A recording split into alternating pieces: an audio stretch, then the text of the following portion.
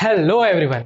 क्या आप जानते हैं कि 2009 में अगर आपने 1 रुपया बिटकॉइन में डाला होता तो आज के दिन में उसकी वैल्यू कितनी होती? 1 लाख नहीं, 1 करोड़ नहीं, बल्कि 7 करोड़ रुपए। और वो भी तब जब मार्केट पूरी तरह से क्रैश है। अगर आप मार्केट को ध्यान देंगे या फिर आप उनमें से जो बीटीसी में थोड़ा सा भी इंटरेस्ट रखते हैं तो वो अपने ऑल टाइम हाई से आधे पर है, तब जाकर ये वैल्यू है, वरना समझ सकते हैं कि वो दोगुना होगा। तो आज की वीडियो में हम जानेंगे कि ये बिटकॉइन होता क्या है, कैसे काम करता है, ओवरऑल इसके बारे में थोड़ी हिस्ट्री देखेंगे, कौन सी टेक्नोलॉजीज का यूज होता है।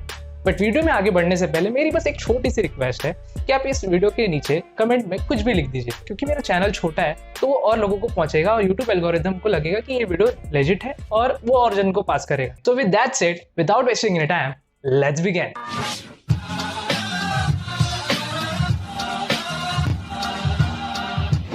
तो आइए जानते हैं कि बिटकॉइन होता क्या है। पर बिटकॉइन को जानने से पहले आपको दो चीजें बहुत अच्छी तरह से समझनी पड़ेंगी। पहला तो ये कि क्रिप्टो करेंसी क्या होती है और दूसरा ये कि ब्लॉकचेन टेक्नोलॉजी क्या होता है। तो आइए जानते हैं पहले क्रिप्टो करेंसी के बारे में। क्रिप्टो करेंसी ये बना है दो वर्ड से, क्रिप्टो एंड करेंसी। क्रिप्टो का यानी कि यहाँ पे मतलब है क्रिप्टोग्राफी। तो क्रिप्टोग्राफी के अगर डेफिनेशन से जाने, क्रिप्टोग्राफी और cryptology is the practice and study of techniques for secure communication in the presence of third parties called adversaries. अब यहाँ पर ये कम्युनिकेशन के वे में बताया है, बट यहाँ पर जो क्रिप्टोग्राफी है वो यहाँ पे इन शॉर्ट अगर आप मैं सिंपल लैंग्वेज में बताऊं तो यहाँ पर वो ऐसी चीज है जो सबके लिए नहीं है, वो एक पर्टिकुलर पर्सन के लिए है। और वो जब तभी वो अनलॉक होगा या वो लोग तभी देख पाएंगे जब उसकी एक प्राइवेट की आपके पास होगी। तो अगर मैं इसका एक रियल लाइफ एग्जांपल दूं तो मूवी जो राजी थी उसमें याद है आपको कि वहां पर आलिया भट्ट पाकिस्तान में होते हुए यहाँ से वॉइस क्रिएट करती है और वहाँ पे जो इंडियन इंटेलिजेंस होते हैं वो सुन लेते हैं और उसी को डिकोड करके एक मैसेज डिलीवर करते हैं और समझते क्रैक करते हैं कि वो मैसेज उसने क्या लिखा है, क्या बोला है। तो इसी तरह से जो क्रिप्टोग्राफी टेक्नोलॉजी है वो इस तरह से काम करती है कि उसे आप लोग ऐसे आम लोग ऐसे नहीं देख सकते, उसे समझ नहीं सकते। वो आपको एक नॉर्मल अल्फा न्यूमेरिक वर्ड दिखेंगे और उसे डिकोड करने के बाद ही आप उसे पढ़ सकते हैं। तो यहाँ पे जो क्रिप्टोग्राफी है उसको करेंसी के मोड में यूज किया है, क्रिप्टो करेंसी में। और करेंसी तो हर कोई जानता है, ऐसी कोई भी चीज जिसे आप गुड एंड सर्विसेज को खरीदने या बेचने के लिए यूज कर सकते हैं। अगर बात करें कि क्रिप्टो करेंसी यूज क्यों होती है, तो अगर इसको मैं एक सिंपल एंड इजी वे में समझाऊं तो एक एग्जांपल लेते हैं ट्रेडिशनल वे ऑफ ट्रांजैक्शन की। मान लीजिए कि एक पर्सन है वो यूएसए में रहता है और दूसरा पर्सन इंडिया में। अगर जो यूएसए में पर्सन है अगर उसे इंडिया में कोई ट्रांजैक्शन, कोई मनी ट्रांसफर करना है तो यहाँ से जब वो पैसे भेजेगा तो पहले तो एक बैंक आएगा बीच में और वो ये करेगा कि यूएसए की करेंसी है उसे इंडियन करेंसी में कन्वर्ट करेगा, आईएनआर में कन्वर्ट करेगा और फिर उस इंडियन पर्सन को ट्रांसफर करेगा। ठीक है, तो यहाँ पर जो है हर एक ट्रांजैक्शन की डिटेल, सेंडर नेम, लोकेशन, दोनों तरफ से, चाहे वो सेंडर हो या रिसीवर हो, यहाँ पे बैंक देखेगा, वेरीफाई करेगा। वहां पर अपना ध्यान रखेगी दोनों तरफ से, दोनों पार्टी की तरफ से। अब अगर क्रिप्टो करेंसी की बात करें तो यहाँ पे जो क्रिप्टोग्राफी का कंसेप्ट मैंने बताया उसके थ्रू यहाँ पे सेंडर एंड रिसीवर का कोई इन्फॉर्मेशन ही लीक नहीं होता है, कोई इन्फॉर्मेशन आता ही नहीं। तो ये पूरी तरह से डिसेंट्रलाइज्ड है। बिकॉज यहाँ पे आप इन्फॉर्मेशन कहीं से भी शेयर नहीं कर सकते, कोई ट्रांजैक्शन हिस्ट्री आपको विदाउट वो पर्सन के अलावा किसी और को नहीं दिखेगी। तो यहाँ पे इस तरह से ये क्रिप्टो करेंसी को यूज किया जाता है। तो अगर बात करें कि इसके एडवांटेज एंड डिसएडवांटेज के, तो पहले मैं बात करता हूँ एडवांटेज की। तो सबसे बड़ा एडवांटेज है कि ये फास्ट है। फास्ट क्यों है? क्योंकि यहाँ पर कोई ऐसी थर्ड पार्टी, कोई थर्ड बैंक ऑर्गेनाइजेशन आपके ट्रांजैक्शन को देख नहीं रही है और उसमें वहाँ पे ज़्यादा टाइम नहीं लगेगा। दूसरी बात, फास्ट के होने के अलावा यहाँ पर जो अगर मैं और कोई दूसरा एडवांटेज दूँ तो यहाँ पे चार्जेस भी कम होते हैं। वो आगे हम वीडियो में डिस्कस करेंगे कि कौन से चार्जेस होते हैं, बट कंपेयर टू बैंक यहाँ पे ना के बराबर चार्जेस। तीसरा जो फायदा है वो है ग्लोबली एक्सेप्टेड है, क्योंकि यहाँ पर कोई करेंसी को कन्वर्ट करने वाला सिचुएशन नहीं है। अब एक करेंसी, जो करेंसी वो हर जगह एक्सेप्ट होती है, तो यहाँ पर जो करेंसी को एक पर्सन यूएसए से भेजेगा इंडिया में, वही सेम करेंसी वहाँ पर भी अवेलेबल होगी और उसका वैल्यू भी सेम होगा। सो ये हो गई एडवांटेजेस की बात। अब बात करते हैं डिसएडवांटेजेस क्या है। तो यहाँ पर जो ट्रांजैक्शन है वो इरिवर्सिबल है, यानी कि अगर आपने एक बार कोई ट्रांजैक्शन यहाँ से भेज दिया तो उसे आप नहीं जानते कि वो पर्सन क्योंकि यहाँ पे क्रिप्टोग्राफी का यूज किया है। तो जो सेंडर है वो नहीं जानता कि रिसीवर कौन है, उसका लोकेशन कहाँ है। ठीक है, तो अगर आपने बाय चांस जो क्रिप्टो करेंसी की जो एड्रेस है अगर उसे रॉन्ग लिख दिया तो आप उस रॉन्ग एड्रेस को वापस इरिवर्सिबल नहीं कर सकते। यानी अगर आपने एग्जाम्पल में मान लीजिए कि जिसे भेजना चाहते थे, सेंटर को भेजना चाहते थे, उसका जो एड्रेस था वो 1256 था और आपने 1257 में भेज दिया, तो वो चाहकर भी आप रिवर्स नहीं कर सकते, बिकॉज उस पर्सन का आपके पास एड्रेस नहीं है, उसका नेम नहीं है। तो ये सबसे बड़ी डिसएडवांटेज है। अगर दूसरी डिसएडवांटेज की बात करें तो यहाँ पर जो है इसे इलीगल चीज़ों के लिए बहुत यूज़ किया जाता है। तो जी हाँ, अगर आपने थोड़ा बहुत डार्क वेब के बारे में सुना होगा तो ये ज़्यादातर बिटकॉइंस और जो क्रिप्टो करेंसीज होते हैं, यहाँ पर क्रिप्टो करेंसीज का यूज़ किया जाता है ट्रांजैक्शन लेने के लिए, इलीगल एक्टिविटीज़ को यूज़ करने के लिए, क्योंकि यहाँ पर उसे ट्रैक नहीं किया जा सकता डिसेंट्रलाइज होने की वजह से। तो जो क्रिप्टो करेंसी है वो यूज़ करती है ब्लॉकचेन टेक्नोलॉजी का।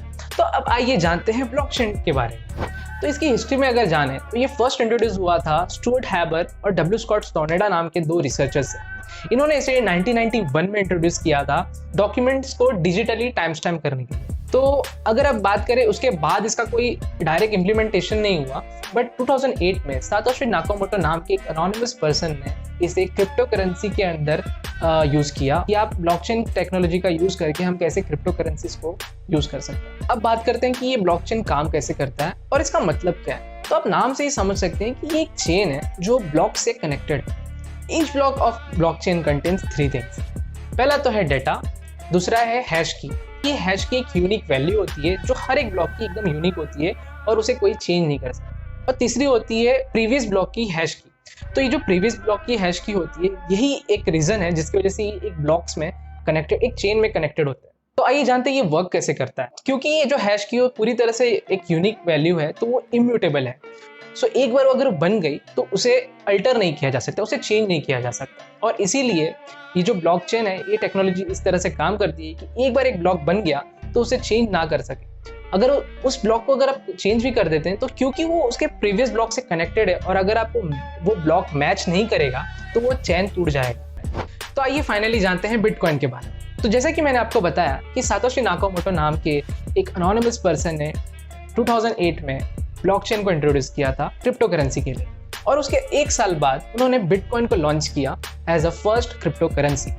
इनके बारे में भी एक फैक्ट है कि इन्हें कोई पर्सनली जानता नहीं है, ये पूरी तरह से अनोनिमस है। कुछ लोग कहते हैं कि ये ग्रुप ऑफ पीपल्स हैं जो इसे कंट्रोल करते हैं, बट इसका कोई 100% लेजिट प्रूफ नहीं। तो आइए जानते हैं अभी बिटकॉइन वर्क कैसे करता है। तो मान लीजिए कि आपके पास एक बिटकॉइन है और आप अपने फ्रेंड को वो ट्रांसफ़र करना चाहते हैं। भी आपके पास वॉलेट है, वहाँ से अगर आप ट्रांसफ़र करेंगे तो उस पर्सन को वो चली जाएगी, बट वो कैसे जाएगी। ट्रेडिशनल वे में बैंक होता है जो दोनों पर्सन को वेरीफाई करता है, वैलिडेट करता है कि हाँ उनके पास ये एक्चुअल में ये प्राइस है, क्रेडेंशियल्स चेक करता है, जो भी वैलिड है इनवैलिड है जैसा होता है वो आउटपुट बताता है। यहाँ पे भी कोई थर्ड पर्सन होना चाहिए, राइट। यहाँ पे भी कोई होना चाहिए जो चेक करे कि हाँ आपके पास एक बिटकॉइन है और आप जिससे भेज रहे हो उसके पास एक वॉलेट है ताकि वो रिसीव कर सके, राइट। तो यहाँ पर जो होता है माइनर्स का यूज़ होता है। तो माइनर्स कौन होता है? माइनर्स होते हैं वो थर्ड पर्सन जो आपके वॉलेट को वेरीफाई करते हैं और क्रेडेंशियल्स को चेक करते हैं कि वो जो आईडी है जो आप भेज रहे हो वो वैलिड है कि नहीं। तो यहाँ पे माइनर्स अपना जो भी होता है वो सुपर कंप्यूटर्स का, आज के टाइम में तो बिटकॉइन के लिए आपको ऑलमोस्ट सुपर कंप्यूटर्स का यूज़ करना पड़ता है, हैवी मशीन्स सर्वर्स का यूज़ करना पड़ता है। तो वो अपने रिसोर्सेज का यूज़ करते हैं आपके ट्रांजेक्शन को प्रोसीड करने के लिए। इसके रिटर्न में उन्हें कॉइन्स मिलते हैं, जो बिटकॉइन होती है बिटकॉइन ही मिलती है इन रिटर्न। और ये बिटकॉइन वो नहीं होती जो आप ट्रांसफर कर रहे हैं, ये उन्हें वो मिलती है जो वो माइन करते हैं। तो इस तरह से ओवरऑल माइनर्स को यहाँ पर कुछ रिवॉर्ड मिलता है। अब यहाँ पर बात करें कि ट्रांजैक्शन कितना टाइम लगाता है, तो ये डिपेंड करता है, अलग अलग क्रिप्टो करेंसी के टाइमिंग्स अलग अलग है। जैसे हो सकता है कोई कॉइन आपको 4 सेकंड्स पे ट्रांजैक्शन कंप्लीट करके दे और किसी में आपको ऑलमोस्ट 4 मिनट लग जाए। तो इस तरह से ये काम करता है। अगर बात करें इंडिया में ये लीगल है कि नहीं, तो मैं कहूँगा कि यहाँ पर आप क्रिप्टो करेंसीज को बाय करना तो लीगल है पर टेंडर करना इलीगल है। इसका मतलब क्या है? तो इसका मतलब ये है कि आप इससे कोई प्रोडक्ट्स को बाय या सेल नहीं कर सकते। आप दुकान वाले को बोल नहीं सकते हैं कि मुझे 10 किलो चावल पे ये लो 0.2 या फिर जो भी क्रिप्टो करेंसी अलग अलग मार्केट में आ गए आप वो ऐसे दे सकते हैं। तो नहीं, वो पूरी तरह से इलीगल है। Tender of bitcoin is illegal, ठीक है। तो यही था आज के वीडियो में गाइस। मेरा एम था इस वीडियो से कि मैं आपको ब्लॉकचेन, क्रिप्टो करेंसी और बिटकॉइन के बारे में ओवरऑल बताऊं और आपको भी इस बारे में जानना चाहिए, क्योंकि आजकल मार्केट में इन्वेस्टमेंट बहुत इंपॉर्टेंट है और लोग इसे जानना चाहते थे। अगर मैं आपको पर्सनली बोलूँ कि ये बिटकॉइन सही है कि नहीं, तो मैं इस प्लेस पर नहीं हूँ कि मैं इसे आपको बता पाऊँ, क्योंकि मैंने कभी ट्रेड नहीं किया। हालांकि मैं एक चीज़ ज़रूर बोलूँगा कि आप इसमें अगर इन्वेस्ट करना चाहते हैं तो आप तभी करिए जब आपके पास खुद का एक पर्सनल सोर्स ऑफ इनकम हो जो हर मंथ आता हो, और उसमें भी आप पूरी तरह से मत डालिए। आप 10 to 20% यहाँ पे ट्राई कर सकते हैं, बाकी पैसे आपके हैं, आपकी मर्जी है। तो ये था ओवरऑल वीडियो। अगर आपको ये वीडियो पसंद आया, एक तो लाइक और शेयर ठोक दीजिए, महाकाल का दबा के लाइक और शेयर ठोक दीजिए।